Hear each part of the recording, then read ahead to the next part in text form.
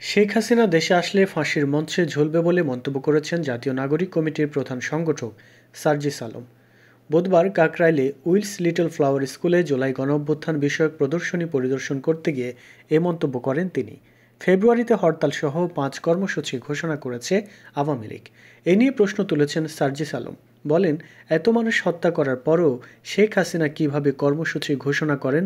যে দেশে এত হত্যাযজ্ঞ হয়েছে সেখানে এলে তো ফাঁসির মঞ্চে ঝুলতে হবে। সার্জিস আলম বলেন, সোকল পলিটিশিয়ানরা এই জেনারেশনকে তাদের জন্য থ্রেট মনে করছেন, কারণ ইয়াং জেনারেশনের কালচারের সঙ্গে তারা খাপ খাওয়াতে পারছে না, মানসিকতার সঙ্গে মিল রাখতে পারছেন না।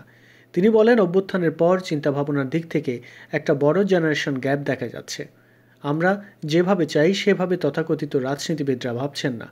কে মানুষের জন্য ভালো বা কে দেশের জন্য ভালো তারা এটা ভাবেন না।